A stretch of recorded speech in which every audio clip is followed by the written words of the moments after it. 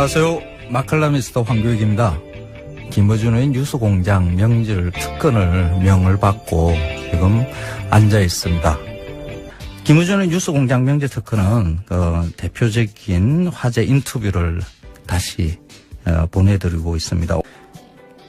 김어준 뉴스공장 인터뷰 이후 조계종으로부터 성적 박탈이라는 아주 중한 징계를 받은 명진 스님이 지난 8월 단식을 시작했는데요. 명진 스님은 무려 18일 동안이나 곡기를 끊으시고 단식을 이어갔습니다.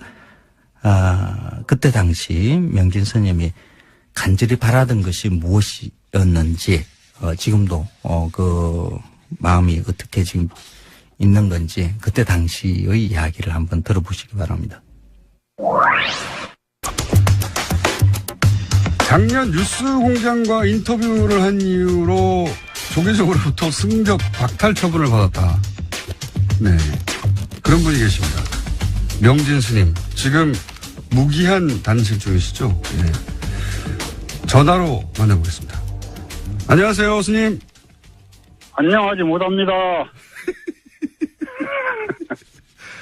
지금 단식을 지금 며칠째 하고 계십니까? 오늘 11일째예요. 11일째. 목소리가 완전 네. 생생하신데 11일. 전부 다 도력이죠. 도력? 네. 도력, 예. 지금 우정 총국 마당에서 단식 중이신데 네. 단식을 왜 하시는 건지 그리고 단식 장소로 왜 우정 총국을 택하신 건지 좀 설명해 주십시오.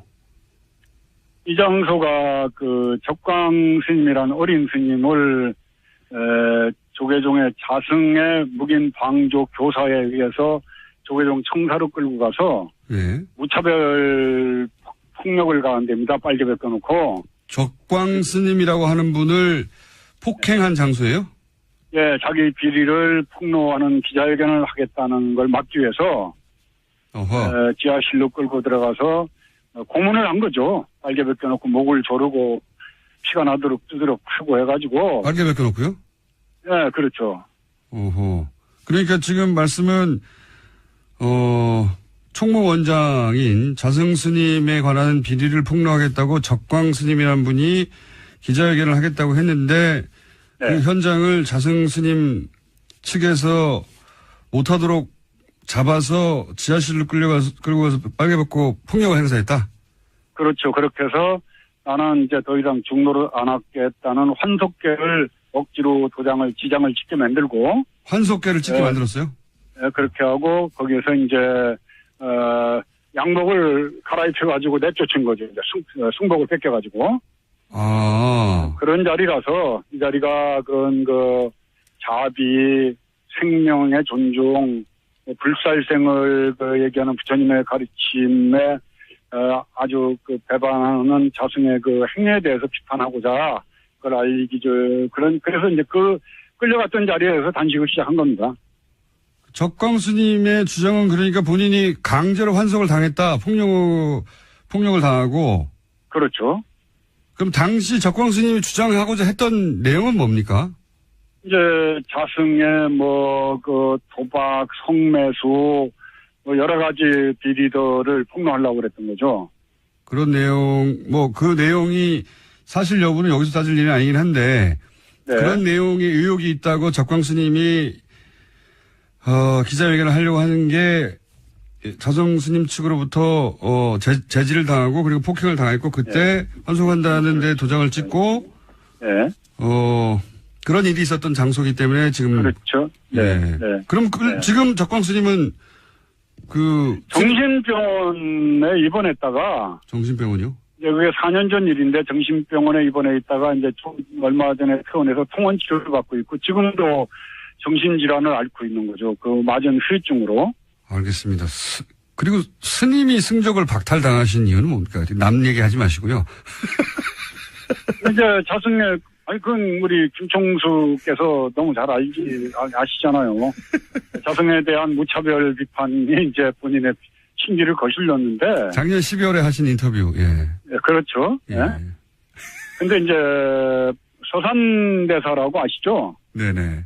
예, 조선시대 승병장을 끌고 그 구국에 앞장섰던 아주 참 저희 조계 중에서는 훌륭한 위대한 스님인데 그 스님이 쓴 성가구감이라는 책에 보면은 말세 비구 가운데 부처를 팔아 온갖 나쁜 업을 짓는 무리가 있으며 이와 같은 무리들은 인과를 믿지 않을 뿐만 아니라 죄와 그 죄에 대한 부끄러움도 없다라고 말씀하셨어요. 네.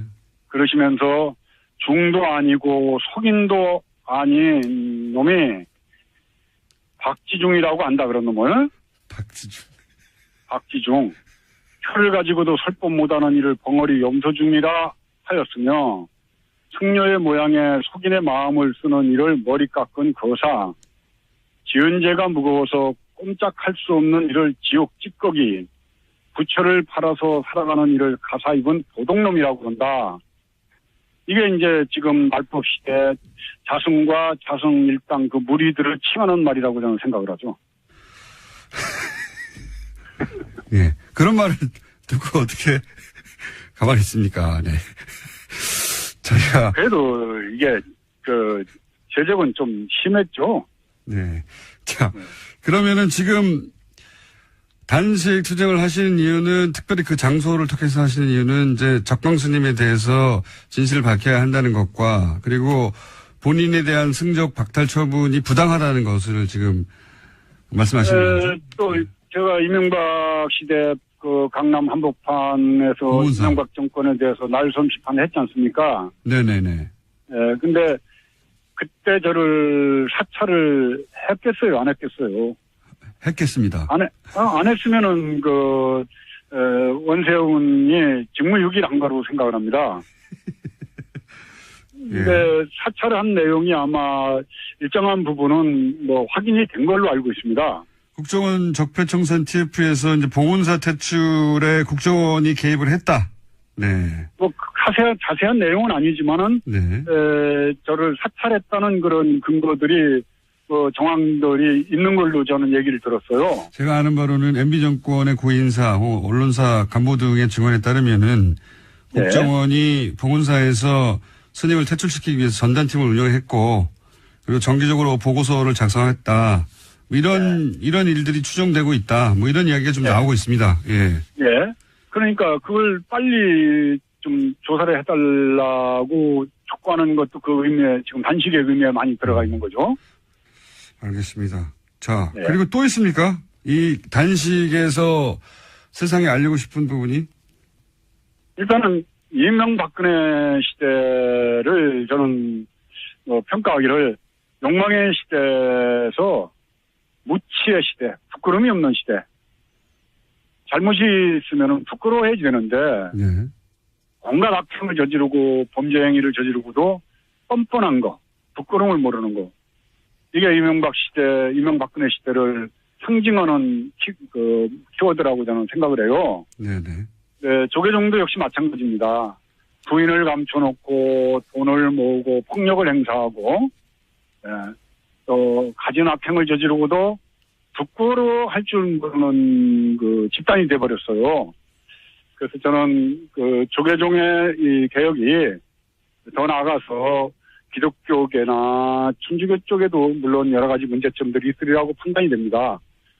종교가 세상을 걱정해야 되는데 세상이 종교를 걱정하는 이 시대가 마감이 되고 종교가 세상 사람들에게 위안이 되고 의지가 되고 위로가 되는 쉼터가 되는 그런 세상이 되기를 바라는 마음으로 단식을 하고 있습니다.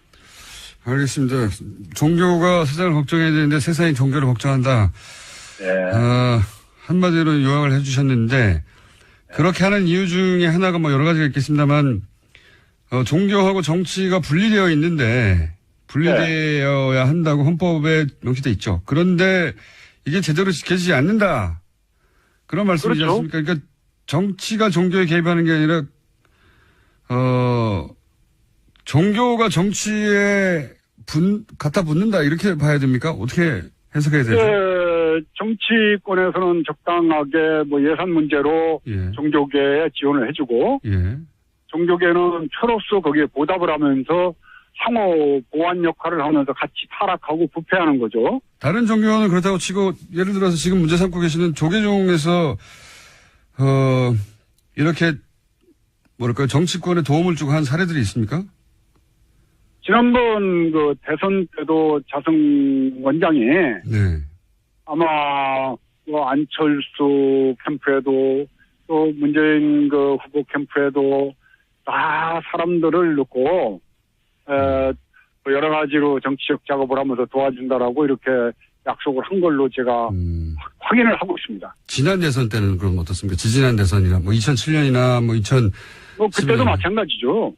이명박 그 2007년 대선 때는 자승 본인이 747 불교 지원단 상임 고문을 맡아서 747 불교 지원단. 이상득을 데리고 다니면서 전국적으로 선거운동을 했어요. 이상득 의원과 함께요? 그렇죠.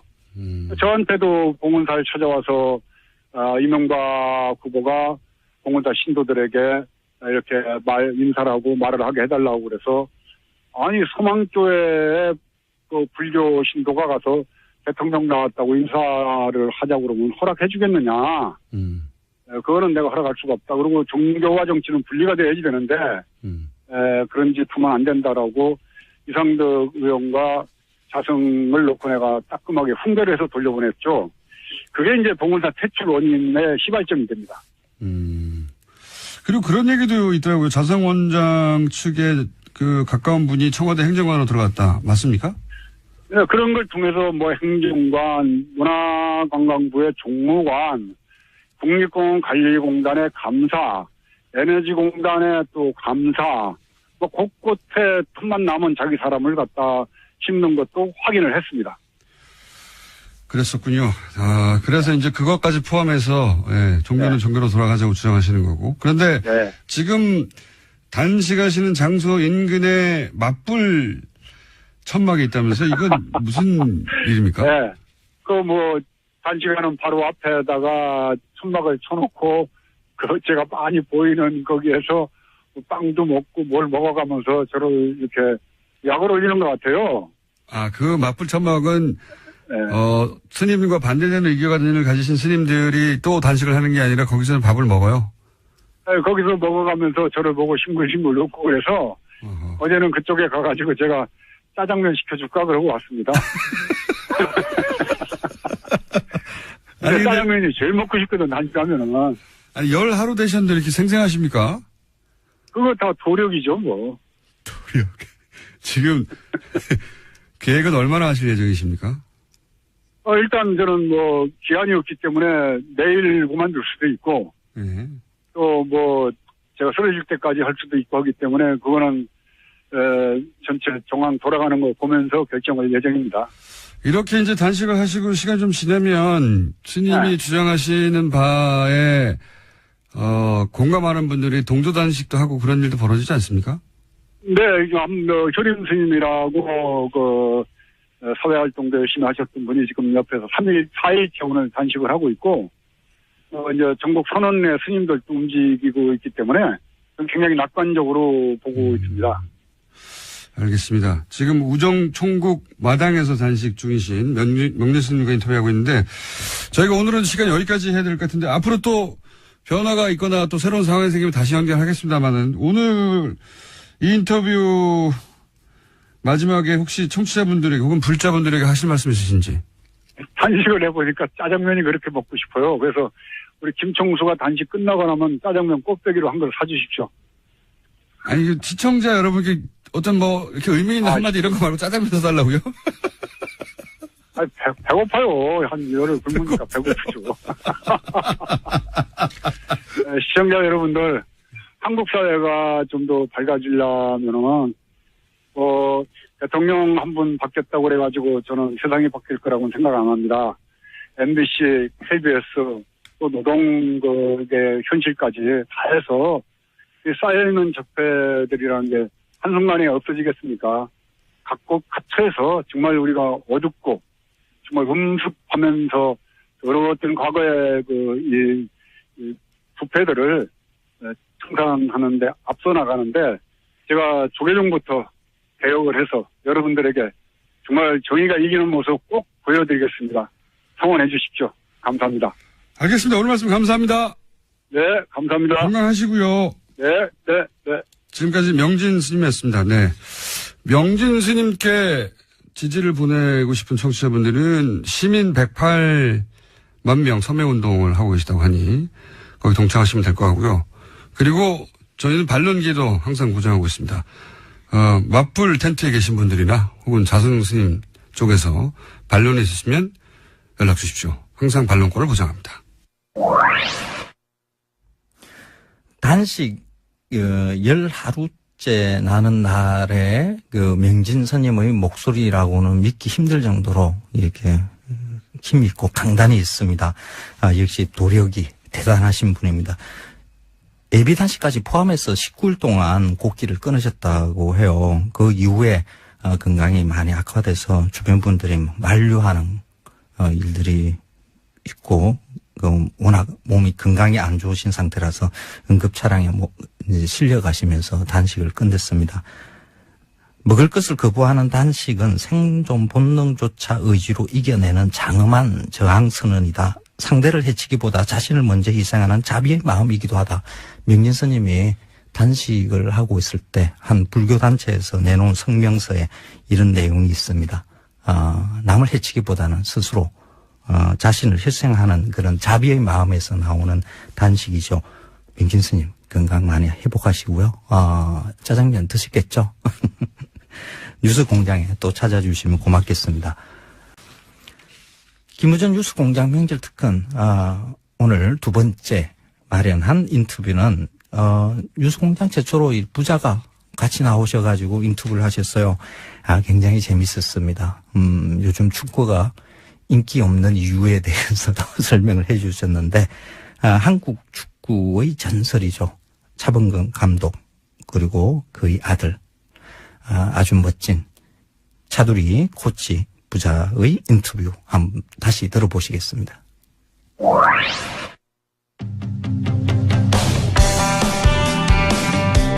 저희가 매우 드물게 스포츠 시간을 한번 마련했습니다. 현재 U20 월드컵 대회가 열리고 있죠.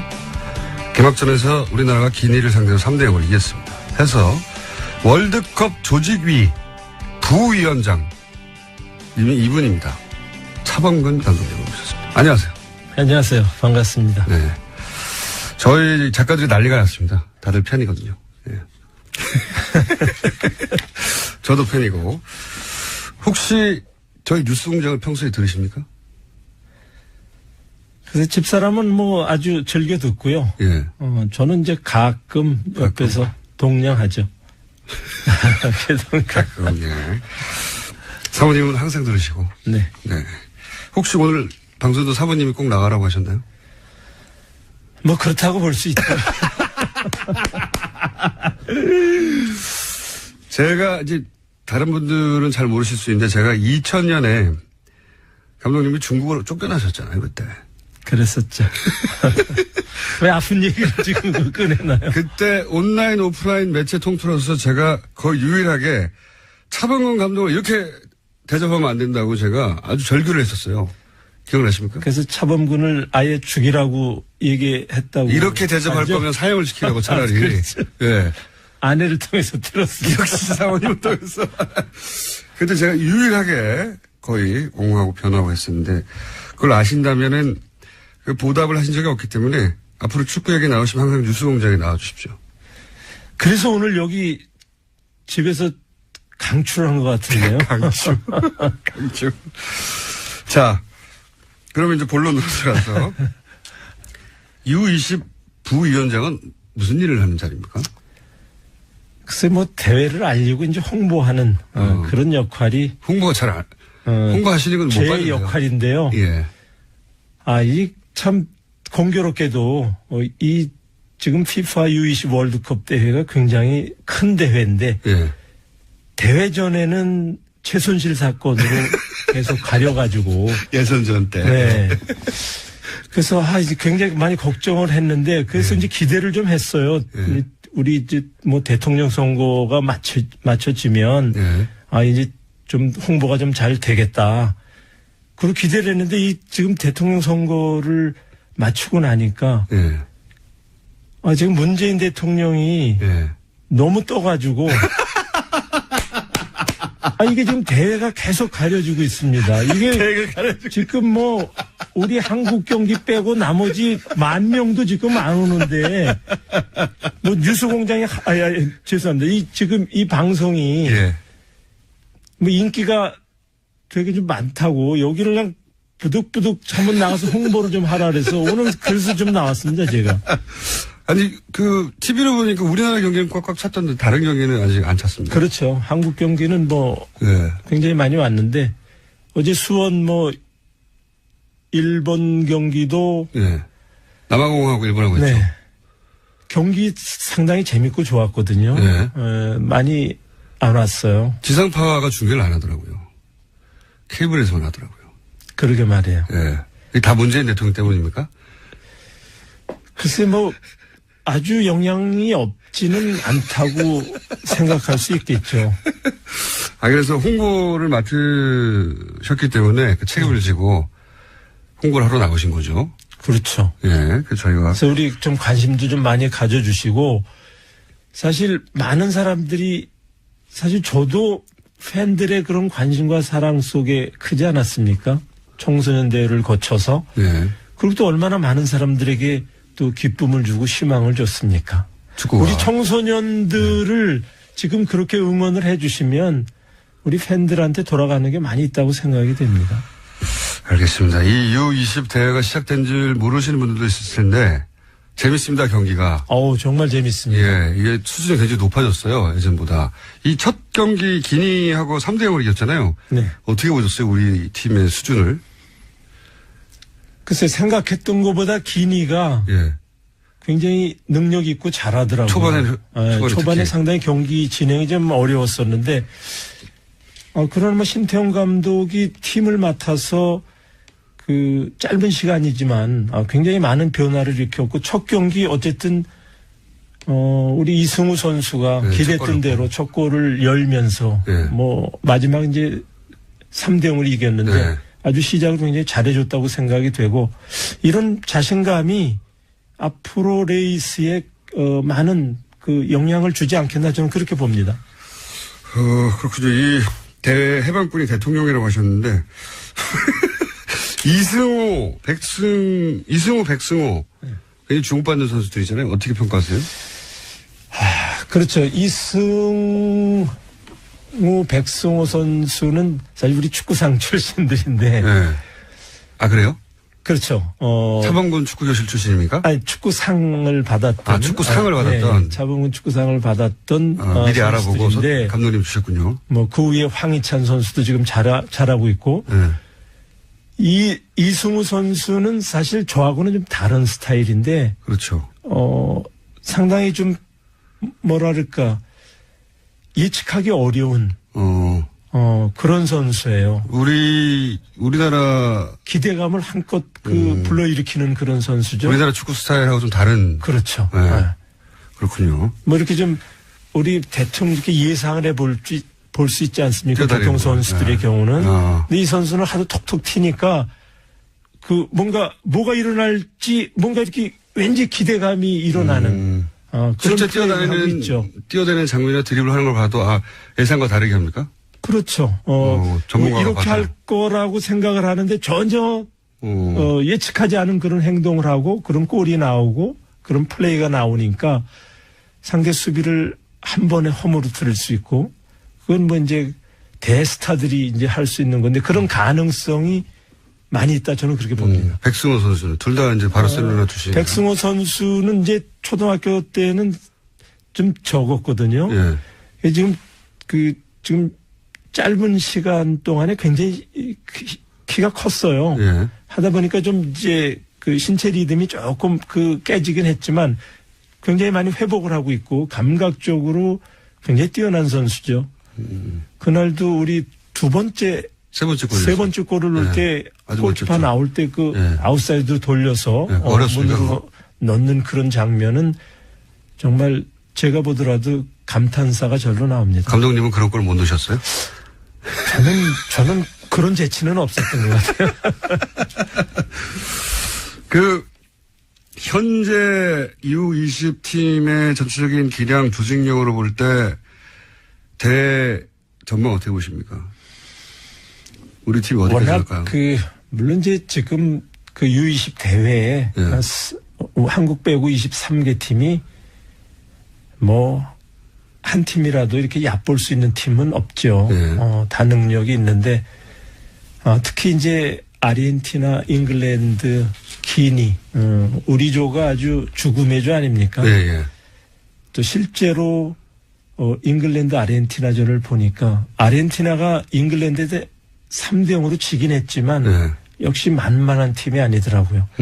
그래서 저는 뭐 예선전을 잘 넘기면 뭐 이미 조 추첨 때도 얘기를 했지만 저는 뭐 4강 이상 성적을 내심 기대하고 있습니다. 그 일본 항상 전통의 라이벌인데 일본 경기는 어떻게 보셨어요? 어제 일본 경기 있었는데.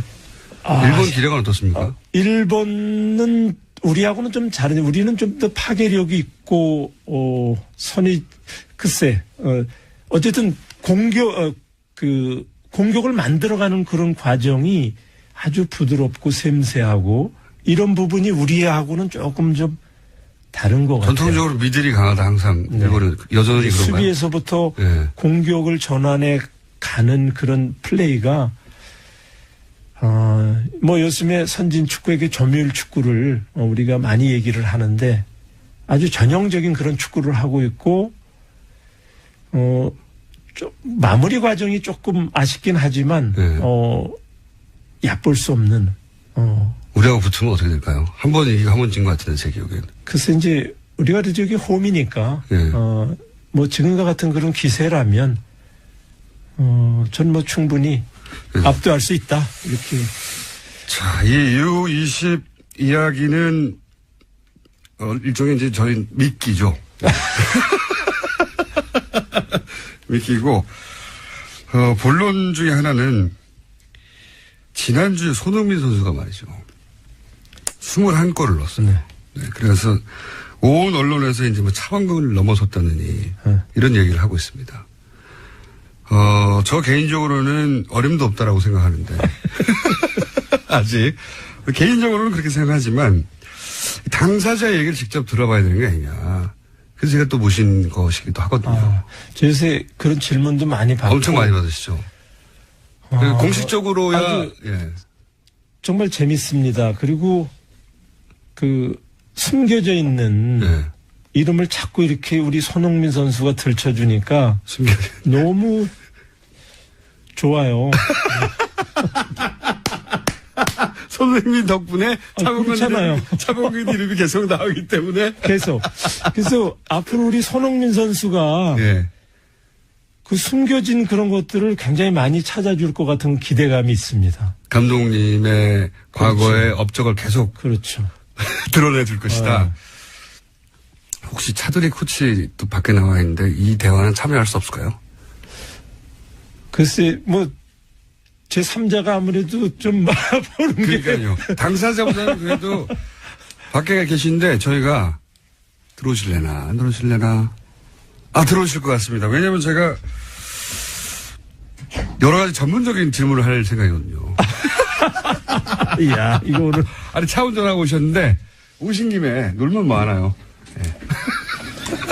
탐탁지 않은 표정으로 강제로 끌려 들어오신 차두리 코치님 안녕하십니까? 네, 안녕하세요. 네. 제가 뭘 여쭤보려고 하면 차범근 선수가 뛴 분데스리가하고 손흥민 선수가 뛴 분데스리가의 차이점.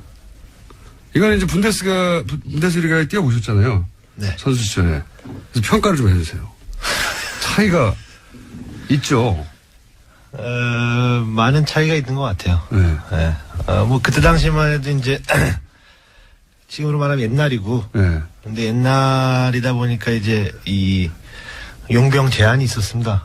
그래서 각 팀마다 외국 선수는 3명밖에 쓸 수가 없었기 때문에. 2명. 네. 합의해 주시고 2분이. 2명. 그러다 보니까 이제 각 팀마다 정말로 엄선을 해서 최고의 용병을 뽑았었죠. 네.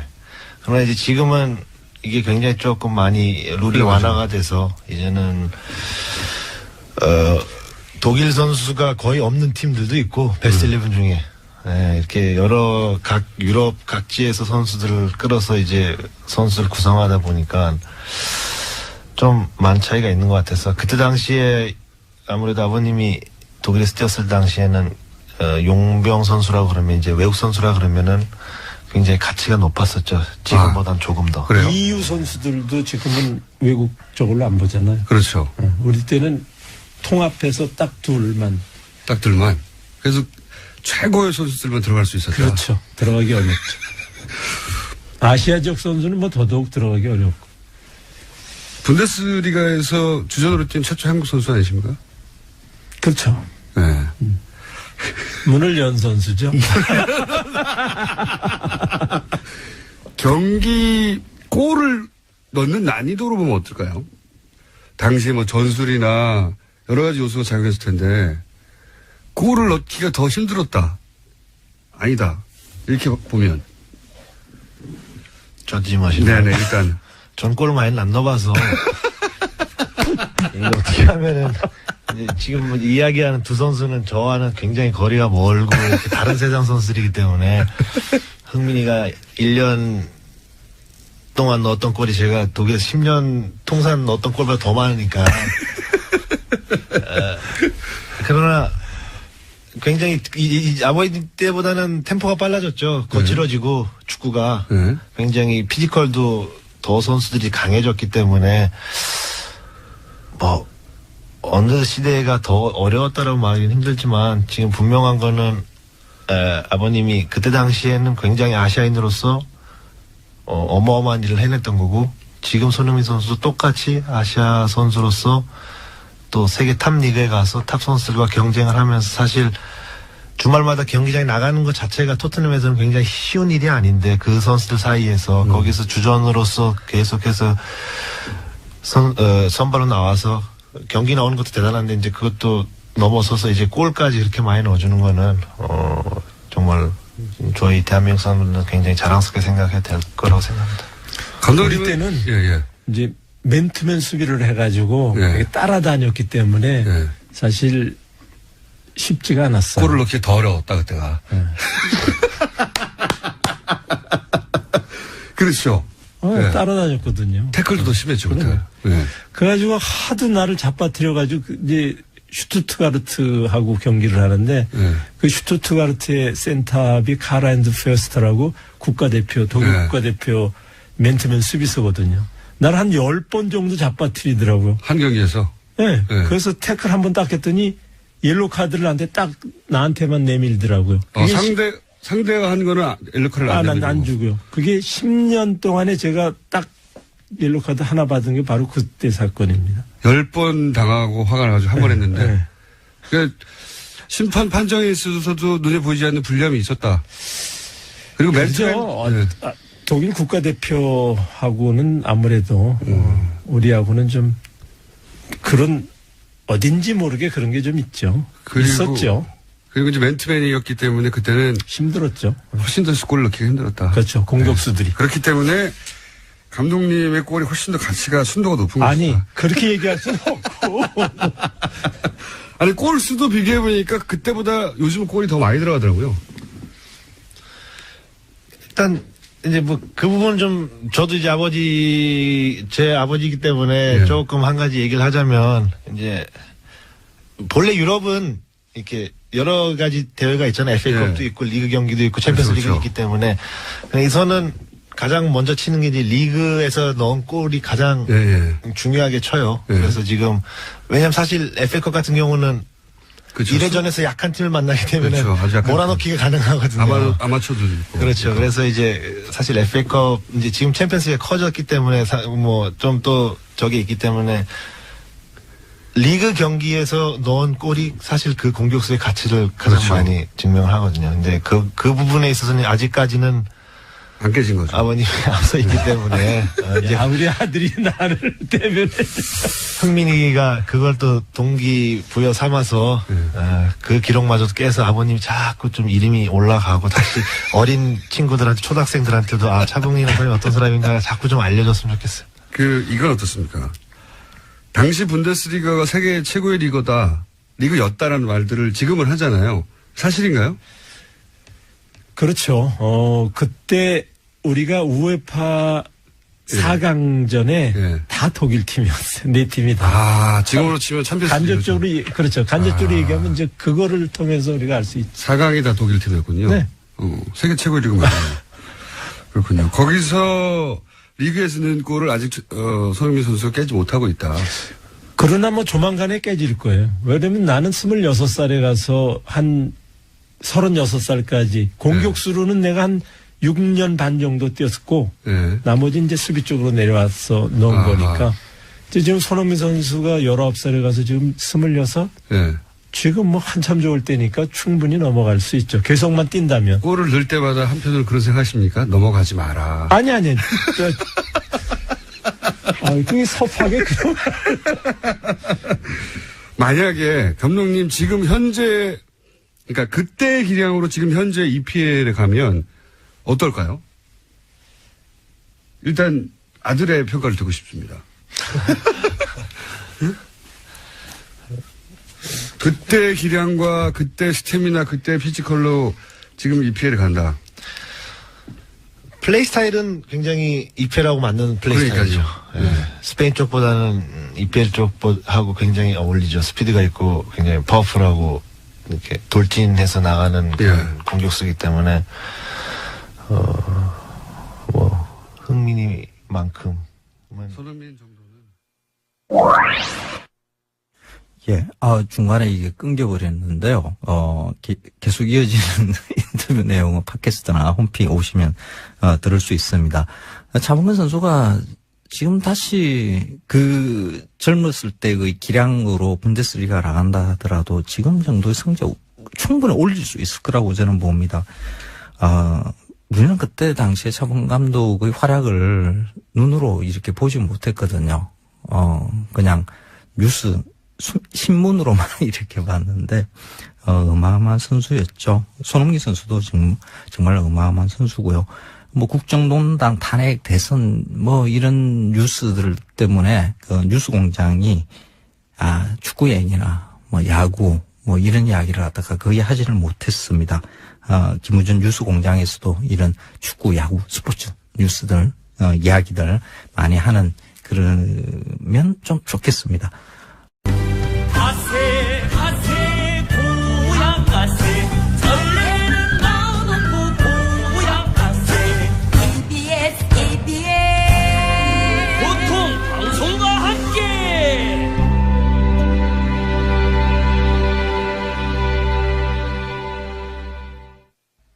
김어준의 뉴스공장 명실특근 3부인데요.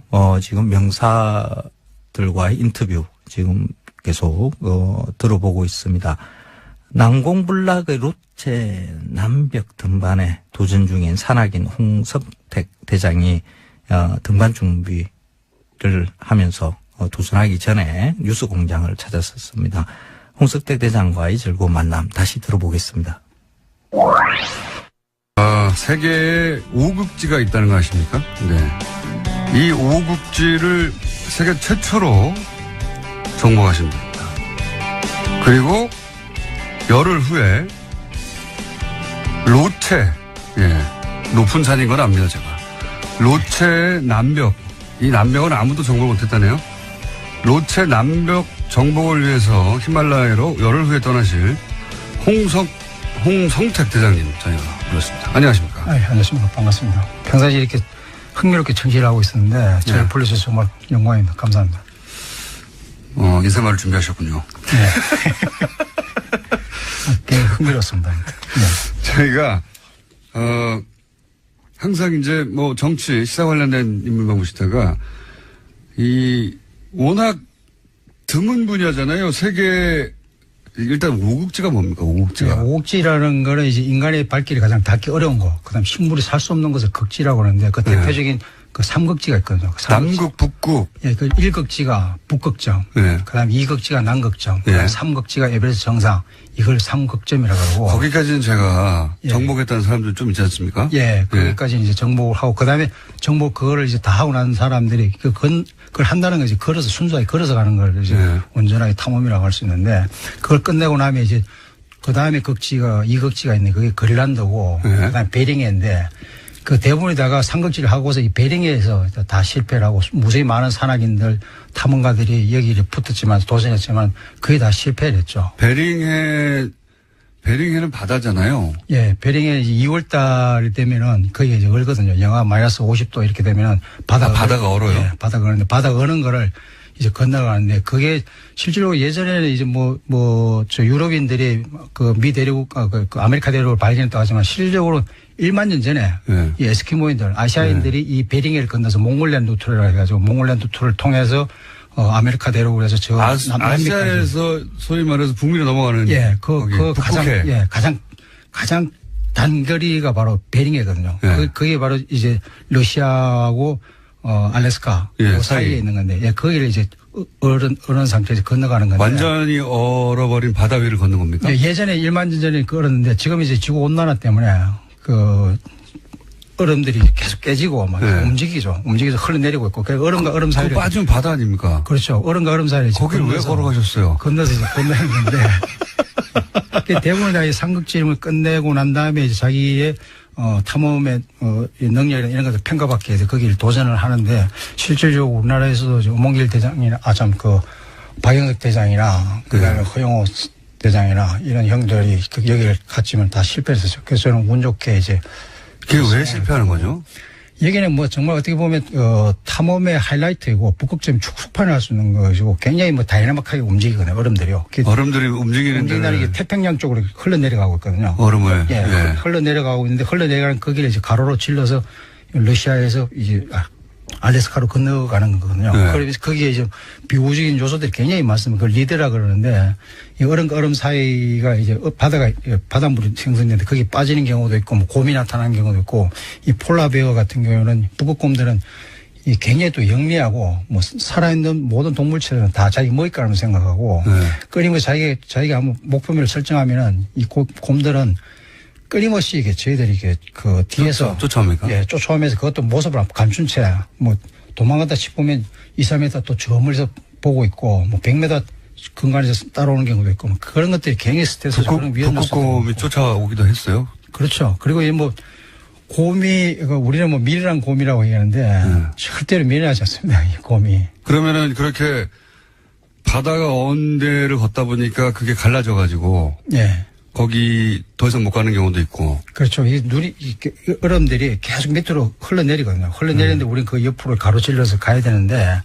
대부분에다가 이제, 탐험 한 7, 8일 때쯤 되면은 빠른 속도로 가만히 있으면 유빙이 막 흘러서 1시간에 3km씩 막 이렇게 떠내려가거든요. 네. 가만히 있으면 자다가도 이제 일어나면은 태평양으로 이제 빠져가지고 조난이 되는 경우도 있고, 예전에 그래서 박영석 대장 같은 영석형 같은 경우에도 그래서 구조되는 상황이 발생했고, 그래서 그 이후에 제가 갔는데 어느 시점에 되면은 성택이 너도 어느 시점에 빠른 속도로 떠내려갈 거다. 그때는 이때는 이거 어떤 상황이라도 떠나야 돼. 떠나지 않으면 너도 너 역시 나처럼 구조될 거다. 그 상황을 저에게 듣고서 가르쳐 준 거죠. 그래서 저도 어느 순간 그 당시에 분리자다 온 상태에서 눈보라가 막 치는데. 예, 분리자다 온 상태에서 저희 13시간 정도를 걸었어요. 그리고 저희들 다 찰진하면서도 힘이 싹 다 빠진 상태에서 밤이 되어가지고 텐트를 치는데 텐트도 바람이 너무 세게 부니까 텐트 칠 수가 없어가지고 온갖 노력 끝에 다 쳤는데 텐트 다 찢어지고 또 폴대도 부러지고 그런 상황에서 들어갔는데 밥에 먹을 힘조차도 남아있지 않은 상태가 된 거죠. 그래서 좀 쉬었다가 일어나가지고 밥을 해 먹는데. 대장님, 마이크가 자꾸 귀로 가고 있습니다. 아, 예. 그래서 밥을 해 먹고 나니까 이게 떠내려가는 거죠. 아, 영석이 얘기한 그 시점이 바로 여기구나. 그러면서 가야겠다. 안 그러면 우리는 여기서 조난 당할 거냐 아니면 성공할 거냐 그 두 가지 기로에 있어서 밥 먹을 동안에 대원들 얘기를 안 했죠. 이게 떠나야 되나 아니면 여기서 그냥 구조되는 거냐. 그래서 생각하고 한참 고민 끝에 밥 다 먹고 야 우리 이런 상황인데 떠나야 자지 말고 가자. 예. 오히려 걷자. 예. 그러니까 대원 다 한마디 그 얘기도 없이 다 준비하겠습니다라고 그래서 다시 떠나는 거죠. 그래서 베링해 엽을 그렇게 도보로 걷는데 얼마나 걸립니까? 그게 80km, 직선거리는 80km 정도 되거든요. 그래서 저희들이 걸었던 거는 7박 8일에 건넜습니다. 건너서 마지막 첫 번째 마을이 마이크가 점점 길어 가고 있습니다, 네. 대장님. 그 우엘레라는 곳이 도착을 했는데 거기에 우엘레에서 마을이 저희들을 도착하는 거 보고서 당신들 어디서 왔느냐. 그래서 러시아에서 건너왔다. 난 너희들이 어디서 온 사람인 거 알고 있다. 뉴스를 통해서. 근데 정말 너희들이 여기서 건너왔다니까 이 사람이 믿지를 않는 거예요. 그러고 난 다음에 너희들 잠시만 기다리라 하고서 막 마을로 들어가가지고 마을에 들어가서 거기 책임자를 불러와가지고 저희들을 만난 거죠. 에스키모. 예, 에스키모인들이 거기에 사는 이후로는 처음으로 건너가신 거예요? 예, 그렇죠. 그게 제가 공식적으로 처음입니다. 그때가. 이야. 며칠 걸리셨다고요? 7박 8일 걸렸습니다. 7박 8일 동안? 예. 그게 정말 이게 엄청난 강경이. 이게 에베레스트 가는 것보다 힘들었습니까? 예. 물론 이게 두 가지 다 에베레스트 히말라야 등반 같은 경우에 수직 등반으로 위로 올라가는 거고, 이 탐험 같은 경우에 수평 등반인데, 그 등반 방식이라든지 이런 건 패턴이 좀 많이 틀리죠. 장르 자체가 많이 틀린데, 그거를 이제 두 장르를 오간 우리나라에서는 이렇게 두 장르 오가면 탐험하고 등반한 사람은 별로 없었죠. 허영호 선배나 뭐 영석영이나 이런 형들밖에 없었는데 그 형들은 이미 다 은퇴하고 또 영석영 같은 경우에는 안남포 남백에서 눈사태로 아직까지 못 돌아오고 있고. 올라갈 때 다 올라가고 나서 왜 또 옆으로 걷죠? 그건 어디까지 좋아서 하는 거고요. 왜 좋습니까, 그게? 저도 해보고 싶긴 한데. 예. 에베레스트에 가고 싶긴 해요. 하지만 제가 못 가겠죠?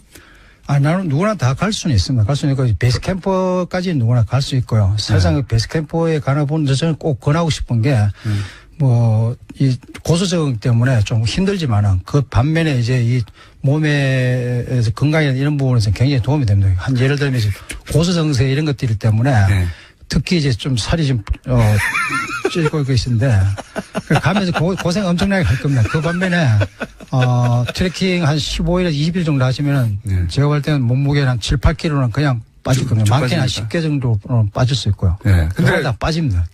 빠지는 건 알겠는데, 에베레스트 정상까지 제가 갈 수 있을까요? 정상까지는 못 가겠습니까? 근못 들어서 간다는 거 이런 것들은 안 되는 거고. 헬기로 안 될까요? 헬기로 갈 수는 있죠. 근데 이제 우리는 우리 이 기호의 기압과 맞게끔 이미 세포가 성장돼 있고 돼 있기 때문에 우리 아무리 건강한 사람이라도 헬리콥터로 예를 들어 7,000m에 내려놨을 때 가정했을 때 살 수 있는 시간은 불과 15분에서 20분밖에 살 수가 없습니다. 그리고 갈 수가 있는데 15분 있다가 제가 가요? 예. 그리고 8,000m 내려놨을 때 살 수 있는 시간은 5분 정도밖에 되지 않습니다. 5분에서 10분밖에. 그렇기 때문에 이제 히말라야 등반하면 우리는 한국에서는 가장 높은 산이 한라산이지 않습니까? 한라산 아침 일찍 출발하면은 저녁이면 내려올 수 있잖아요. 그러면 에베레스트나 로체남맥 같은 경우에는 8,500m, 8,800m니까 한 7, 8배 되니까 그러면 2, 3일 걸리지 않나 이렇게 생각하는데 사실은 이제 고소 적응을 하기 위해서 몸을 고소에 적응하기 위해서 베이스 캠프에 도착하면 2, 3일 쉬었다가 그 다음에 이제 식량 장비를 짊어지고 캠프 안에 올라가서 그 식량 장비를 대포시켜 놓고 다시 내려옵니다. 내려가서 하루 쉬었다가 그 다음날 또 캠프 안에 자고 또 한 2, 300m, 4, 500m 올라가서 또 식량 장비를 디파지하고 그 다음 또 다시 내려오죠. 내려와서 베이스 캠프 쉬었다가 또 캠프 안에서 자고 또 캠프 뒤에 올라가서 자고 다시 또 올라갔다 내렸다 하는 겁니까? 올라갔다 내렸다 하면서 고도를 조금씩 올리면서 제 몸을 그 고소에 적응을 시키는 거죠. 헬기를 예를 들어 제가 산소 마스크를 쓰고 가도 안 돼요? 헬기가 뜰 수 있는 그 고도는 다들 이렇게 묻죠. 헬리콥터에서 조난 다음에 헬리콥터를 보내면 되지 않느냐고 하는데 헬리콥터가 뜰 수 있는 그 고도는 6,000m 이상을 뜰 수가 없습니다. 특수 헬기 나오지 않았나요? 최근에? 예전에 프랑스인가 이쪽에서 나왔다 그러는데 그건 특수 헬기에 불과 일반적인 노말 헬기들은 그 정도가 고도가. 그 특수 헬기를 타려면 네팔 군대에 들어가야 한다는 얘기를 제가 들은 적이 있습니다. 그건 제가 처음 듣는 얘기입니다. 네팔인이 돼서 입대해가지고. 그 헬기도 어렵군요. 예, 베이스캠프 이상에서 헬기가 잘 뜨려고 하지도 않고 베이스캠프까지는 헬기가 들어옵니다. 그것도 경량 헬기가. 그러니까 6,000m 이상에서 조난 나오면 사실은 사람이 직접 가서 구해내는 거 외에는 방법이 없는 거네요. 그렇죠. 그래서 이제 그런 상황이 발생되면은 동료가 구출하는지 그에 대해서 한 7,000m, 8,000m에서 이게 이게 그런 조난이 되고 한다면은 사실상 이게 영화 같은 경우 동료가 구축해서 내려오고 있는데 사실은 그런 것들이 좀 힘듭니다. 스스로 그렇게 됐을 때는 스스로가 이제 알아서 판단을 해야 되는 거죠. 그걸 동료에게 증가시키거나 도움을 요청하거나. 영화 같은 거 보면 동료가 구할 수 없다는 걸 알고 스스로 그냥 거기서 포기하더라고요. 예, 내려가라고. 그런 경우가 이제 있는 거죠. 그거는 이제 그거를 동료를 위해서, 동료를 위해서. 그리고 이제 뭐 사고 난 유형이 여러 가지가 있는데, 뭐 예를 들면 이제 뭐 그 술맹 같은 경우도 있었고 문사태도 인터뷰가 좀 잘렸는데요. 팟캐스트 홈페이지 통해서 계속 들을 수가 있습니다. 지금 홍석택 대장은 그 로체 남벽 베이스 캠프에 있을 겁니다. 9월 26일 날 베이스 캠프를 구축했다는 뉴스가 있으니까.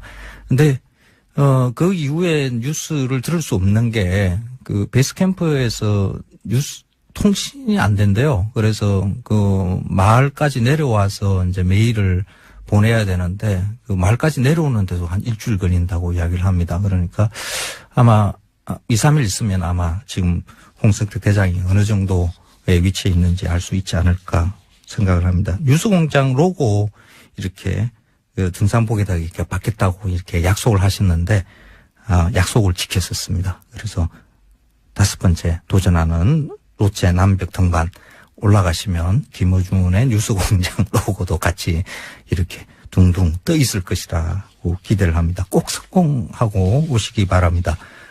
김어준 뉴스공장 명절 특근 마지막 순서는 그 대단한 특종을 터뜨렸던 인터뷰였죠. 미국 워싱턴의 그 메트로폴리탄 경찰국의 조세보 팀장이 인터뷰한 내용입니다. 다시 한번 들어보시겠습니다. 한국 대통령이 미국을 방문할 때 현지에서 누군가 나와서 경호를 하겠죠. 그 경호를 맡아온 한국의 경찰, 미국 수도 워싱턴 메트로폴리탄 경찰국에서 32년째 근무해서 아시아계 최장기 근속 기록을 가지고 계십니다. 마침 한국에 오셔가지고 저희가 모셨습니다. 조셉 오 팀장님. 네. 네, 스튜디오 직접 나오셨습니다. 안녕하십니까. 안녕하십니까. 네. 미국에 가신 게 언제입니까? 1976년도에 이민 갔습니다. 1975년. 그때가 몇 살이셨어요? 제가 만 14세 때였습니다.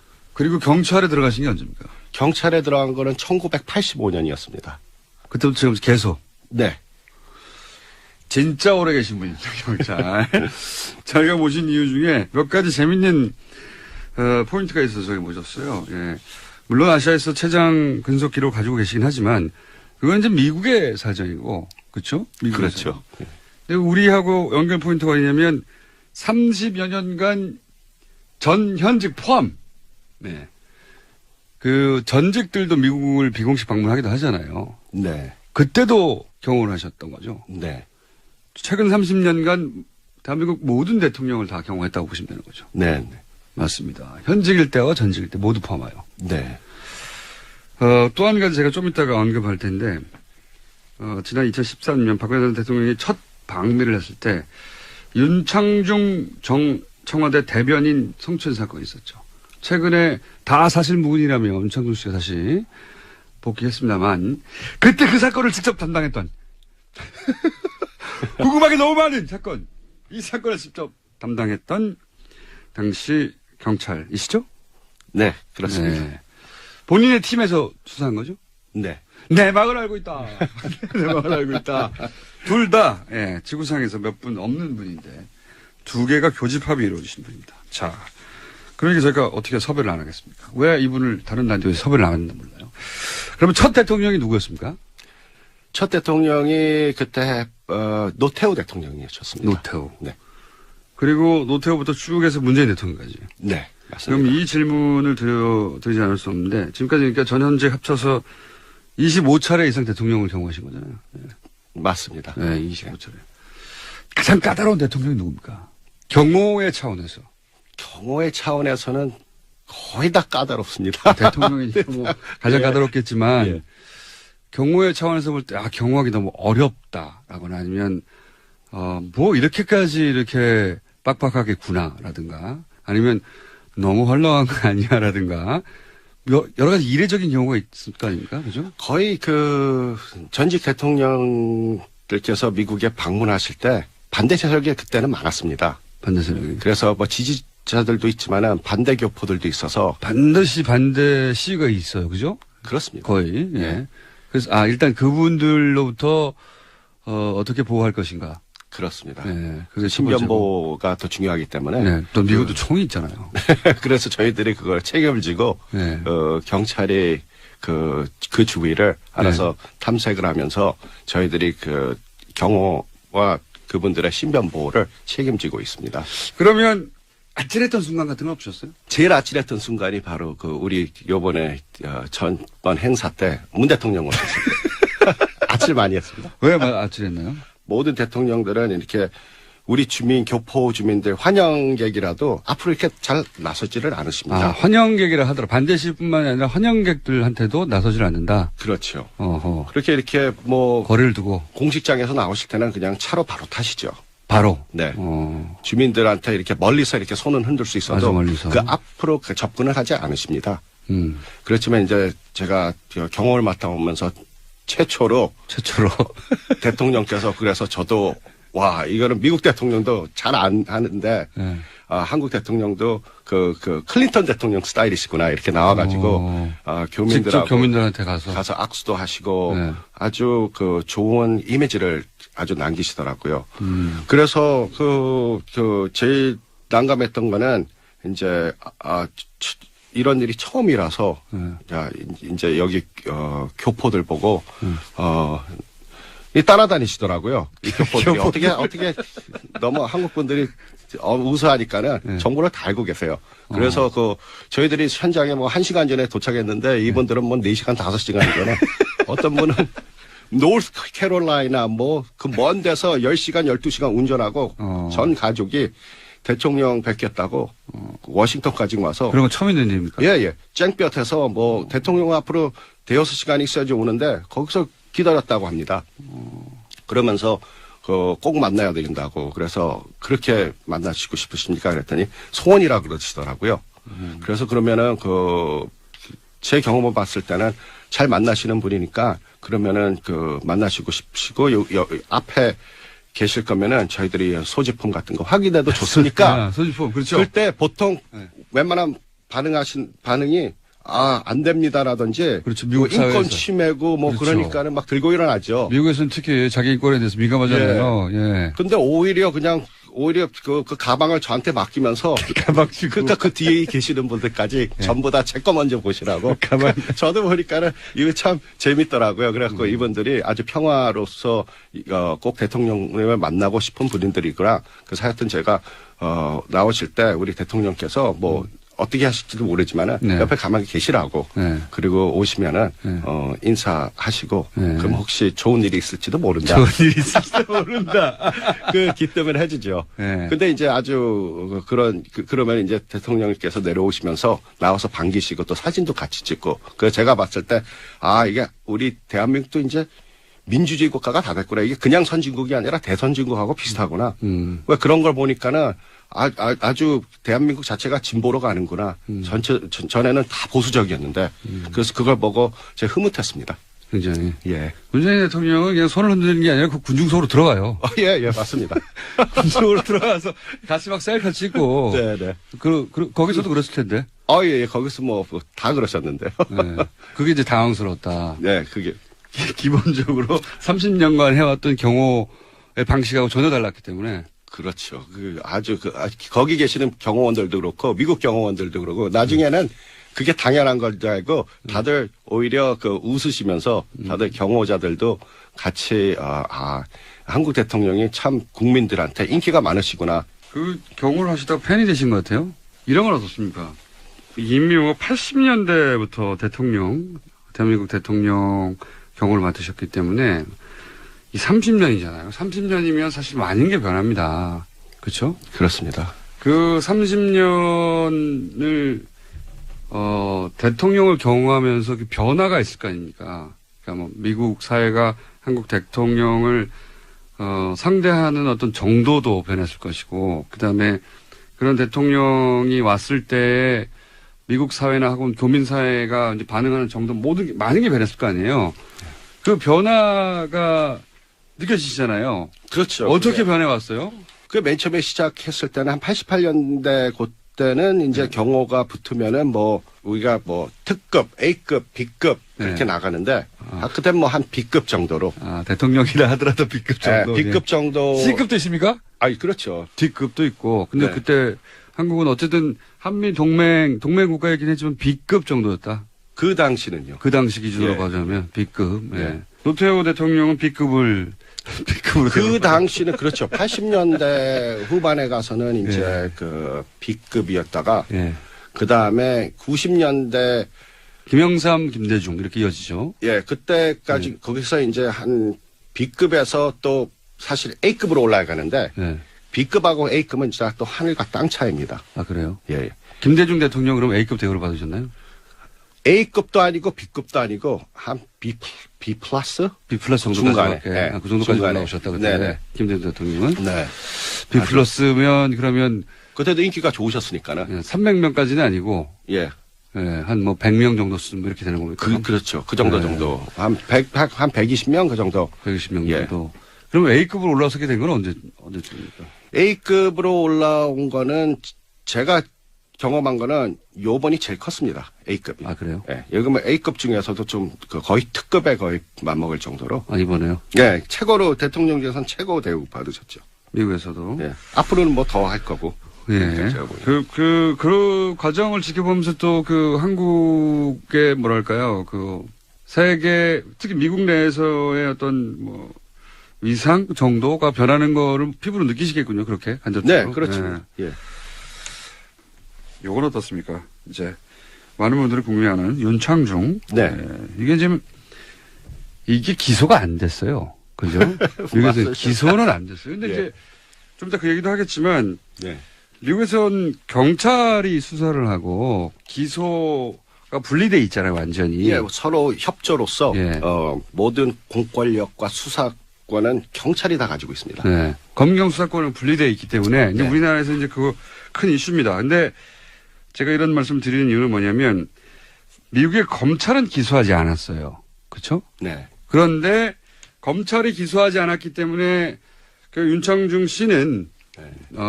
바로 기소하지 않았지 않느냐. 내가 그 소위 아무런 일도 없었다. 난 무죄다라고 주장하면서 최근에 다시 활동을 시작하셨는데 근데 그 시점으로 돌아가서 수사는 하셨을 거 아닙니까? 그리고 기소 의견으로 송치를 한 건지 아니면은 불기소 의견으로 송치했기 때문에 검찰이 기소를 안 한 건지가 전혀 다른 거 아닙니까? 그죠?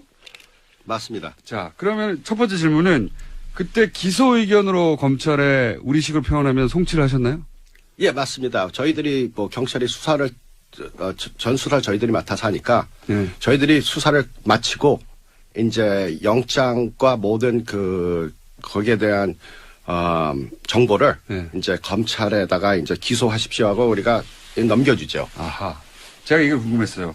우리나라에서는 기소를 하지 않았다까지만 제대로 보도가 됐지 수사를 한 주체가 네. 기소 의견으로 검찰에 송치했느냐 아니냐 궁금했거든요. 그러니까 수사를 한 경찰에서는 기소하라고 했군요. 의견을. 그렇죠. 네. 그렇다는 얘기는 범죄 혐의가 소명되었다. 우리식으로 피우면 범죄가 있었다고 보신 거 아닙니까? 경찰 입장에서는 그렇죠. 네, 경찰 입장. 제가 궁금한 건 경찰 입장이에요. 예, 예. 경찰 입장은 당시에 조사해봤는데 뭐 죄 있구만 이렇게 한 거 아니에요. 그렇죠. 네. 그때 당시에 윤창중 씨 그때는 이제 대변인이었죠. 윤창중 전 청와대 대변인의 주장과 피해를 입었다고 주장하는 여성의 주장과 당연히 엇갈렸죠. 그렇죠? 네, 그 당시에 그랬었습니다. 엇갈렸고 네. 하지만 이제 미국 경찰에는 독립적인 수사권이 있기 때문에 네. 뭐 다른 고려할 필요 없이 사건 자체를 수사했을 거 아닙니까, 그죠? 그렇습니다. 있는 그대로. 네. 쭉 조사를 했더니 양쪽의 주장이 엇갈리는데 수사를 해봤더니 말하자면 그 여성 인턴의 주장이 맞다고 결론을 내렸다는 얘기네요. 경찰 입장에서는 그렇습니다. 이 소식이 궁금했습니다. 미국 경찰은 그 여성 인턴의 주장이 맞다고 결론을 냈었다. 예, 피해가 있었다. 네. 예. 윤창중 씨는 아직도 지금 아니라고 주장하고 있거든요. 예. 그러겠죠. 그게 뭐 그러겠죠. 외교관 면제 특권이 있기 때문에 네. 아니라 그러면 아닌 거죠. 그 뭐 근데 사건이 발생하고 바로 수사했던 팀이잖아요. 네, 네. 맞습니다. 네. 그러니까 팀장님 팀이었지 않습니까? 그렇죠. 예, 바로. 이런 인연이 어디 있습니까, 이게. 특종이야, 특종. 특종. 그러니까 이제 뭐 여러 가지 단어도 그랩이라는 단어도 등장하고 뭐 속옷 이야기도 나오고 뭐 알몸 이야기도 나오고 등등 여러 가지 얘기가 나왔는데 물론 다 부인했어요. 예, 윤창중 씨는. 하지만 피해자 쪽의 주장이 다 맞는 걸로 수사가 된 거죠. 그렇죠. 저 입장에서는. 윤창중 씨? 미국에서 수사한 팀장님 오셔가지고 범죄 혐의가 소명됐다고 지금 당시로서는. 그러면 범죄가 일어났다고 해서 기소를 하라고 검찰에 넘겼고 검찰은 그때부터는 이제 그것이 외교부라든가 그렇죠? 뭐 이런 차원에서 기소를 할 건지 말 건지 고민했겠죠? 그렇습니다. 그래서 외교법을 먼저 주시를 해서 기소하기 전에 미국에서 사실 제일 높은 법이 헌법이죠. 네. 그 다음에는 두 번째로 높은 법이 협상법이거든요. 국가협상법. 국제적으로. 예. 그래서 그 협상법이 두 번째로 높은데 그 다음에 연방법 그렇게 나오거든요. 그래서 국제협상법이 더 높기 때문에 거기서 이제 외교관 면제 특권이 있기 때문에 그런 법이 적용되니 검찰에서도 미국 법무부죠. 거기서도 이제 본인들이 거기서는 판단을 할 게 아니라 이거를 외교부로 넘겨서 외교부에서 그걸 알아서 하는 거죠. 외교적으로 무마가 됐군요. 말하자면. 저도 모르겠습니다. 그렇죠. 왜냐면 그건 저희 영역이 아니니까. 관할 아니까 네. 우리들이 미국이 좋은 게 뭐냐면은 저희가 그렇게 올라가는 것도 관심은 없습니다. 우리 책임을 다했으니까. 네, 우리 책임 다 하고. 우리는 죄 있다 하고. 네, 그러면 또 기소는 법무부에서 검찰에서 기소권을 갖고 있다. 또 거기서는 제가 있건 없건 거기서 또 알아서 하는 거고 그다음에 또 외교 문제는 외교부에서 하는 거니까 그 세 가지를 다 거쳐야지 사실 공정성이 있을 거 아닙니까?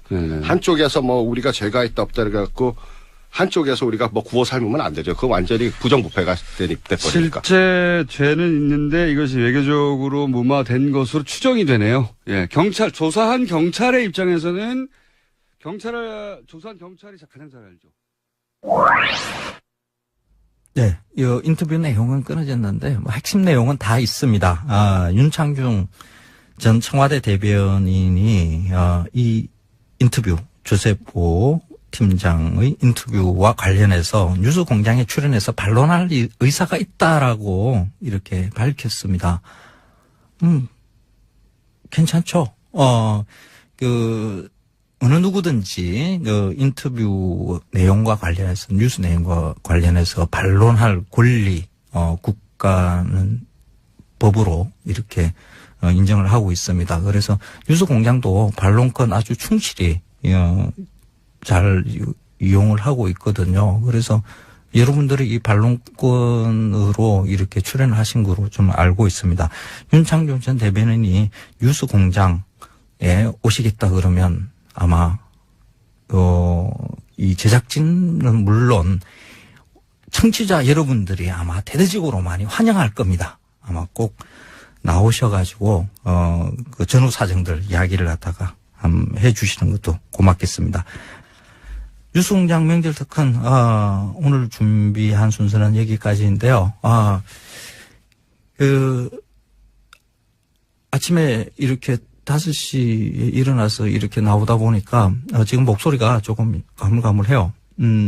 추석 원래는 저도 아침 일찍 일어나서 큰 집에 가서 차례 지내고 했던 그 기억이 생생합니다. 그런데 제가 몇 년 전부터 차례 꼭 지낼 필요가 있는가 하고 이야기를 했고요. 실제로 저도 차례를 없앴고요. 이게 대한민국은 유교 국가가 아니거든요. 그래서 유교식의 차례를 반드시 지내야 하는 것으로 우리가 고집할 필요는 없다고 봅니다. 그래서 그러면 추석에 뭐 하고 뭘 해야 되는가? 그래서 관련되는 여러 가지의 자료들을 뒤져봤어요. 한가히 추석은 노는 날입니다. 노시기 바랍니다. 즐거운 추석 되시기 바라고요. 저는 다음 주 금요일 아침 8시 40분 까칠한 미식가 코너로 다시 찾아오겠습니다. 안녕.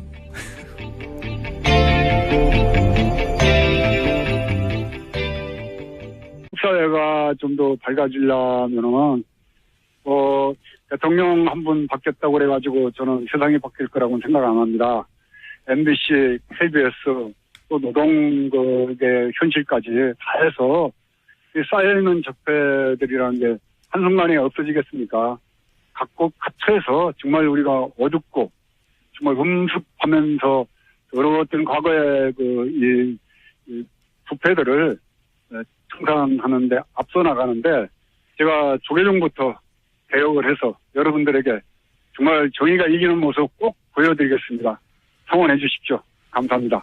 알겠습니다. 오늘 말씀 감사합니다. 네, 감사합니다. 건강하시고요. 네.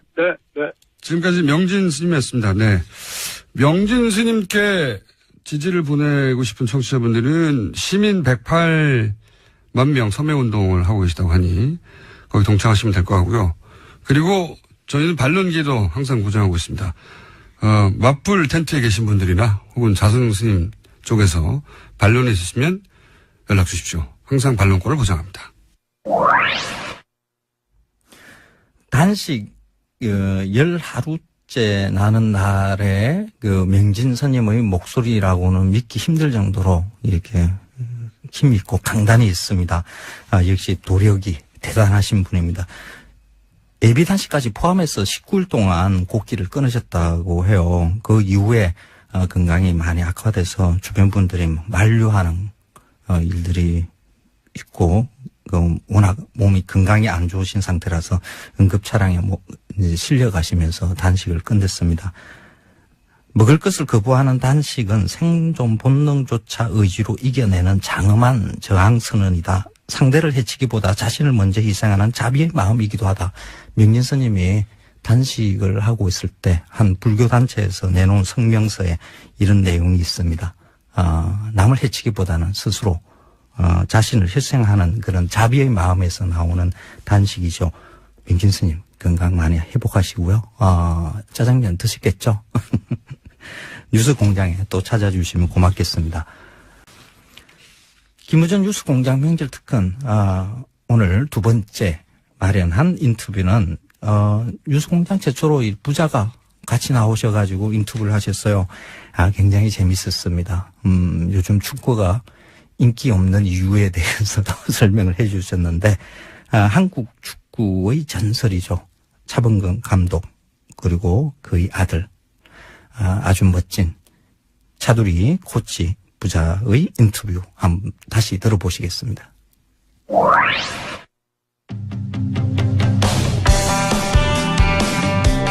저희가 매우 드물게 스포츠 시간을 한번 마련했습니다. 현재 U20 월드컵 대회가 열리고 있죠.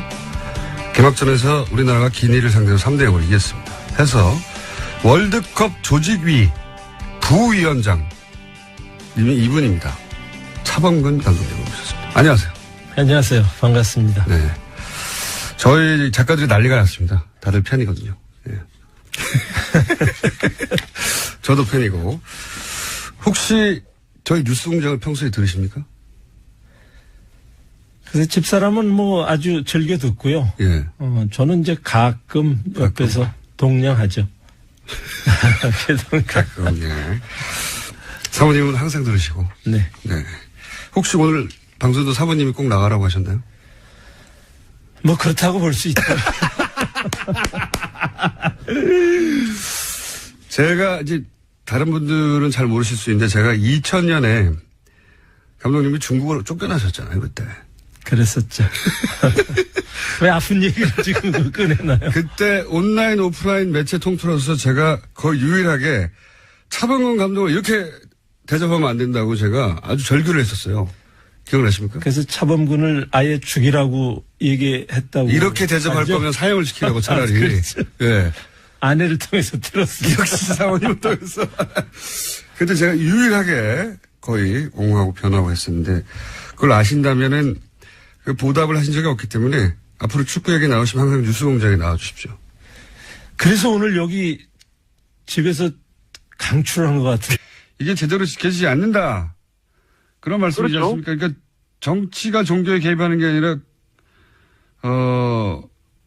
종교가 정치에 갖다 붙는다 이렇게 봐야 됩니까? 어떻게 해석해야 되죠? 정치권에서는 적당하게 뭐 예산 문제로 예. 종교계에 지원을 해주고 예. 종교계는 표로서 거기에 보답을 하면서 상호 보완 역할을 하면서 같이 타락하고 부패하는 거죠. 다른 종교는 그렇다고 치고 예를 들어서 지금 문제 삼고 계시는 조계종에서 이렇게 뭐랄까요 정치권에 도움을 주고 한 사례들이 있습니까? 지난번 그 대선 때도 자승 원장이 네. 아마 뭐 안철수 캠프에도 또 문재인 그 후보 캠프에도 다 사람들을 넣고 여러 가지로 정치적 작업을 하면서 도와준다라고 이렇게 약속을 한 걸로 제가 확인을 하고 있습니다. 지난 대선 때는 그럼 어떻습니까? 지지난 대선이나 뭐 2007년이나 뭐 2000. 뭐 그때도 마찬가지죠. 이명박 그 2007년 대선 때는 자승 본인이 747 불교 지원단 상임 고문을 맡아서 747 불교 지원단. 이상득을 데리고 다니면서 전국적으로 선거운동을 했어요. 이상득 의원과 함께요? 그렇죠. 저한테도 봉은사를 찾아와서 이명박 후보가 봉은사 신도들에게 이렇게 인사를 하고 말을 하게 해달라고 그래서 아니 서망교회에 그 불교 신도가 가서 대통령 나왔다고 인사를 하자고 그러면 허락해 주겠느냐. 그거는 내가 허락할 수가 없다. 그리고 종교와 정치는 분리가 돼야지 되는데 그런 짓 하면 안 된다라고 이상득 의원과 자승을 놓고 내가 따끔하게 훈계를 해서 돌려보냈죠. 그게 이제 봉은사 퇴출 원인의 시발점이 됩니다.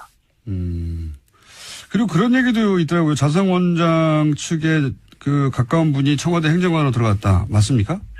네, 그런 걸 통해서 뭐 행정관, 문화관광부의 종무관, 국립공원관리공단의 감사, 에너지공단의 또 감사, 뭐 곳곳에 틈만 남은 자기 사람을 갖다 심는 것도 확인을 했습니다. 그랬었군요. 그래서 이제 그것까지 포함해서 종교는 종교로 돌아가자고 주장하시는 거고. 그런데 지금 단식하시는 장소 인근에 맞불 천막이 있다면서 이건 무슨 일입니까? 네. 단식하는 바로 앞에다가 천막을 쳐놓고 제가 많이 보이는 거기에서 빵도 먹고 뭘 먹어가면서 저를 이렇게 약을 올리는 것 같아요. 그 맞불 천막은 스님과 반대되는 의견을 가지신 스님들이 또 단식을 하는 게 아니라 거기서는 밥을 먹어요? 네, 거기서 먹어가면서 저를 보고 싱글싱글 웃고 그래서 어제는 그쪽에 가가지고 제가 짜장면 시켜줄까 그러고 왔습니다. 아니, 짜장면이 제일 먹고 싶거든, 단식하면은. 아니, 열 하루 되셨는데 이렇게 생생하십니까? 그거 다 도력이죠, 뭐. 도력. 지금, 계획은 얼마나 하실 예정이십니까? 일단 저는 기한이 없기 때문에 내일 그만둘 수도 있고, 또 제가 쓰러질 때까지 할 수도 있고 하기 때문에 그거는, 전체 정황 돌아가는 거 보면서 결정할 예정입니다. 이렇게 이제 단식을 하시고 시간 좀 지나면 스님이 주장하시는 바에 공감하는 분들이 동조 단식도 하고 그런 일도 벌어지지 않습니까? 네, 효림 스님이라고 사회활동도 열심히 하셨던 분이 지금 옆에서 4일째 오늘 단식을 하고 있고 이제 전국 선언내 스님들도 움직이고 있기 때문에 굉장히 낙관적으로 보고 있습니다. 알겠습니다. 지금 우정 총국 마당에서 단식 중이신 명래 스님과 인터뷰하고 있는데 저희가 오늘은 시간 여기까지 해야 될 것 같은데 앞으로 또 변화가 있거나 또 새로운 상황이 생기면 다시 연결하겠습니다만은 오늘 이 인터뷰 마지막에 혹시 청취자분들에게 혹은 불자분들에게 하실 말씀 있으신지? 단식을 해보니까 짜장면이 그렇게 먹고 싶어요. 그래서 우리 김총수가 단식 끝나고 나면 짜장면 꼭대기로 한 걸 사주십시오. 아니 시청자 여러분께 어떤 이렇게 의미 있는 한마디 이런 거 말고 짜장면 사달라고요? 배고파요. 한 열흘 굶으니까 배고프죠. 시청자 여러분들, 안녕하세요. 마칼라미스터 황교익입니다. 김어준의 뉴스공장 명절 특권을 명을 받고 지금 앉아 있습니다. 김어준의 뉴스공장 명절 특권은 대표적인 화제 인터뷰를 다시 보내드리고 있습니다. 김어준 뉴스공장 인터뷰 이후 조계종으로부터 성적 박탈이라는 아주 중한 징계를 받은 명진 스님이 지난 8월 단식을 시작했는데요. 명진 스님은 무려 18일 동안이나 곡기를 끊으시고 단식을 이어갔습니다. 그때 당시 명진 스님이 간절히 바라던 것이 무엇이었는지 지금도 그 마음이 어떻게 지금 있는 건지 그때 당시의 이야기를 한번 들어보시기 바랍니다. 작년 뉴스공장과 인터뷰를 한 이유로 조계종으로부터 성적 박탈 처분을 받았다. 네, 그런 분이 계십니다. 명진 스님 지금 무기한 단식 중이시죠? 네. 전화로 만나보겠습니다. 안녕하세요, 스님. 안녕하지 못합니다. 지금 단식을 지금 며칠째 하고 계십니까? 오늘 11일째예요. 11일째. 목소리가 완전 네. 생생하신데 전부 다 11일 도력이죠. 도력. 네. 도력. 예. 지금 우정 총국 마당에서 단식 중이신데 네. 단식을 왜 하시는 건지 그리고 단식 장소로 왜 우정 총국을 택하신 건지 좀 설명해 주십시오. 이 장소가 그 적광 스님이라는 어린 스님을 조계종의 자승의 묵인 방조 교사에 의해서 조계종 청사로 끌고 가서 예. 무차별 폭력을 가한 데입니다. 빨개 벗겨놓고. 적광 스님이라고 하는 분을 폭행한 장소예요? 예, 자기 비리를 폭로하는 기자회견을 하겠다는 걸 막기 위해서 지하실로 끌고 들어가서 고문을 한 거죠. 빨개 벗겨놓고 목을 조르고 피가 나도록 두드려 패고 해가지고. 빨개 벗겨놓고요? 예, 그렇죠. 오호. 그러니까 지금 말씀은 총무원장인 자승 스님에 관한 비리를 폭로하겠다고 적광 스님이라는 분이 기자회견을 하겠다고 했는데 네. 그 현장을 자승 스님 측에서 못하도록 잡아서 지하실로 끌고 가서 빨개 벗고 폭력을 행사했다? 그렇죠. 그렇게 해서 나는 이제 더 이상 중노를 안 하겠다는 환속계를 억지로 지장을 찍게 만들고. 환속계를 찍게 네. 만들었어요? 네, 그렇게 하고 거기에서 이제 양복을 갈아입혀가지고 내쫓은 거죠. 이제 승복을 뺏겨가지고. 아. 그런 자리라서 이 자리가 그런 자비, 생명의 존중, 불살생을 얘기하는 부처님의 가르침에 아주 배반하는 자승의 행위에 대해서 비판하고자 그걸 그래서 이제 끌려갔던 자리에서 단식을 시작한 겁니다. 적광 스님의 주장은 그러니까 본인이 강제로 환속을 당했다, 폭력을 당하고. 그렇죠.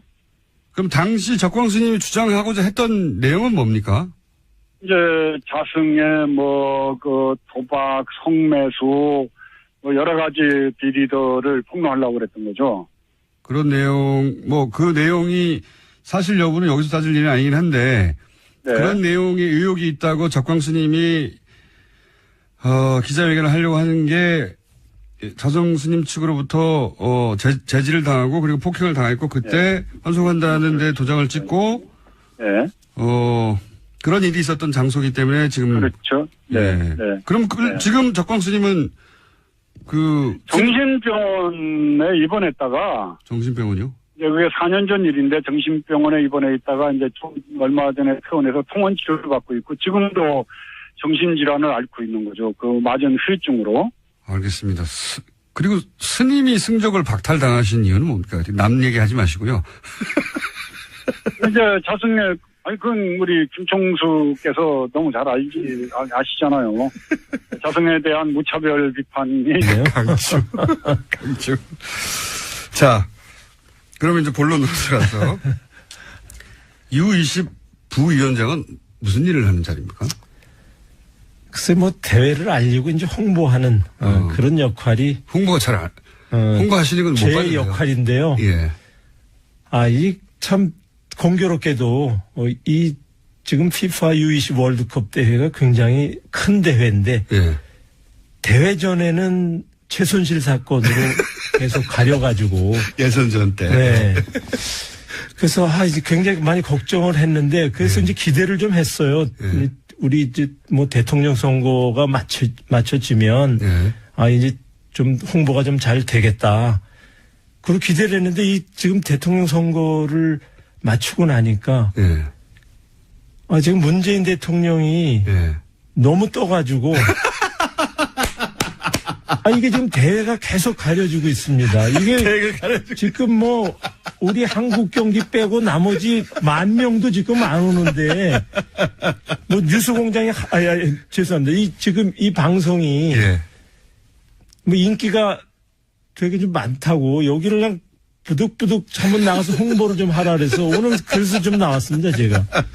아니, TV로 보니까 우리나라 경기는 꽉꽉 찼던데 다른 경기는 아직 안 찼습니다. 그렇죠. 한국 경기는 굉장히 많이 왔는데 어제 수원 일본 경기도. 남아공하고 일본하고 했죠. 경기 상당히 재밌고 좋았거든요. 많이 안 왔어요. 지상파가 중계를 안 하더라고요. 케이블에서만 하더라고요. 그러게 말이에요. 이게 다 문재인 대통령 때문입니까? 글쎄 아주 영향이 없지는 않다고 생각할 수 있겠죠. 그래서 홍보를 맡으셨기 때문에 그 책임을 지고 홍보를 하러 나오신 거죠. 그렇죠. 그래서 저희가. 그래서 우리 좀 관심도 좀 많이 가져주시고 사실 많은 사람들이 사실 저도 팬들의 그런 관심과 사랑 속에 크지 않았습니까? 청소년 대회를 거쳐서. 그리고 또 얼마나 많은 사람들에게 또 기쁨을 주고 희망을 줬습니까? 축구가. 우리 청소년들을 지금 그렇게 응원을 해주시면 우리 팬들한테 돌아가는 게 많이 있다고 생각이 됩니다. 알겠습니다. 이 U20 대회가 시작된 줄 모르시는 분들도 있을 텐데 재밌습니다, 경기가. 정말 재밌습니다. 이게 수준이 굉장히 높아졌어요, 예전보다. 이 첫 경기 기니하고 3대0으로 이겼잖아요. 어떻게 보셨어요, 우리 팀의 수준을? 글쎄, 생각했던 것보다 기니가 굉장히 능력 있고 잘하더라고요. 초반에 상당히 경기 진행이 좀 어려웠었는데, 그런 신태용 감독이 팀을 맡아서 그 짧은 시간이지만 굉장히 많은 변화를 일으켰고 첫 경기 어쨌든 우리 이승우 선수가 기대했던 대로 첫 골을 열면서 마지막 이제 3대0을 이겼는데 아주 시작을 굉장히 잘해줬다고 생각이 되고 이런 자신감이 앞으로 레이스에 많은 그 영향을 주지 않겠나 저는 그렇게 봅니다. 그렇군요. 이 대회 해방군이 대통령이라고 하셨는데 이승우, 백승호 굉장히 주목받는 선수들이잖아요. 어떻게 평가하세요?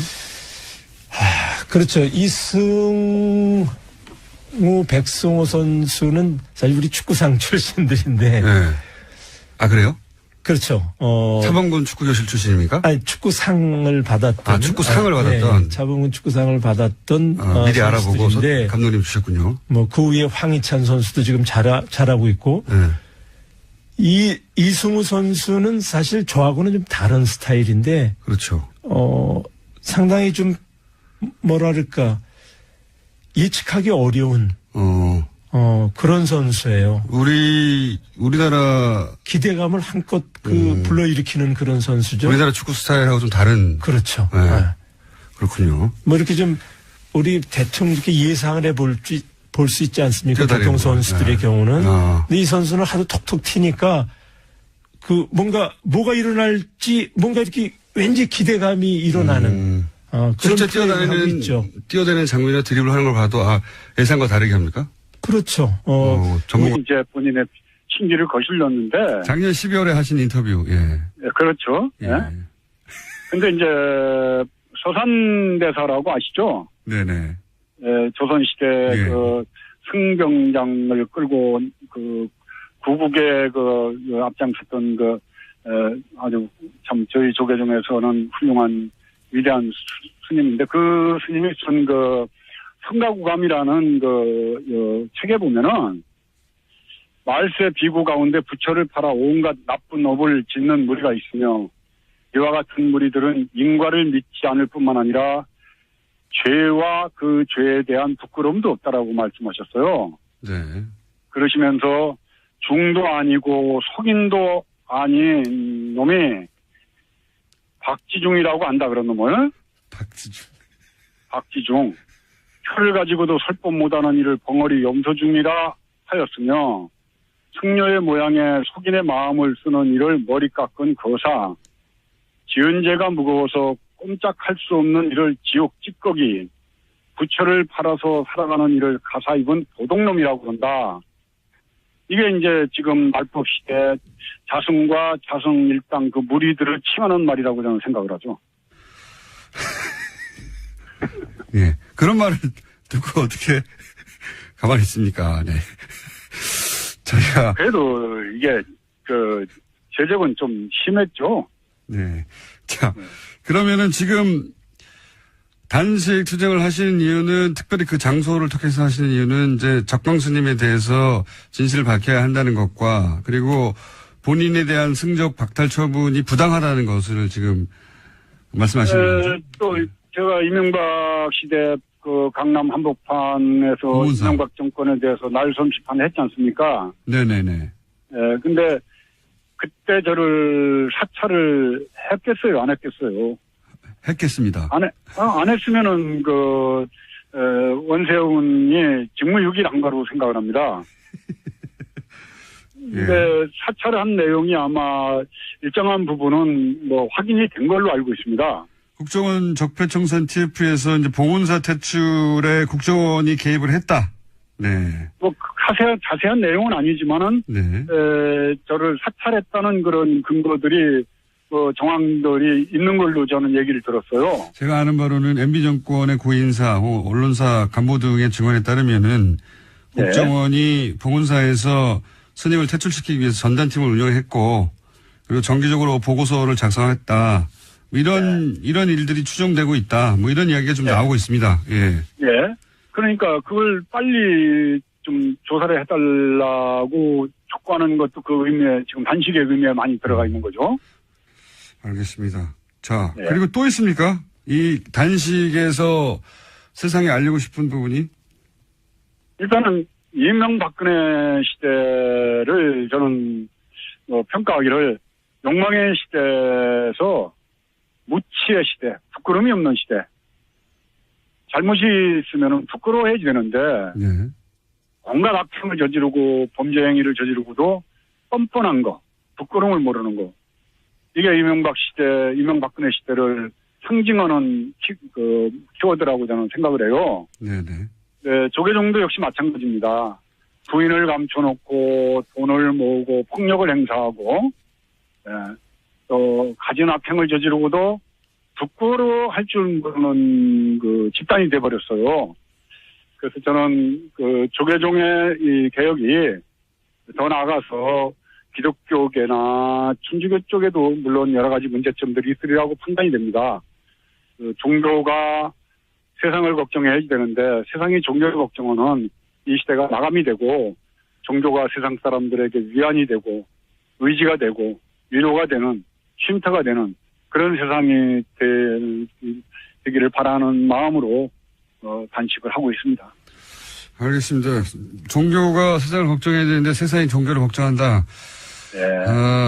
한마디로 요약을 해주셨는데 그렇게 하는 이유 중에 하나가 뭐 여러 가지가 있겠습니다만 종교하고 정치가 분리되어 있는데 분리되어야 한다고 헌법에 명시돼 있죠. 그런데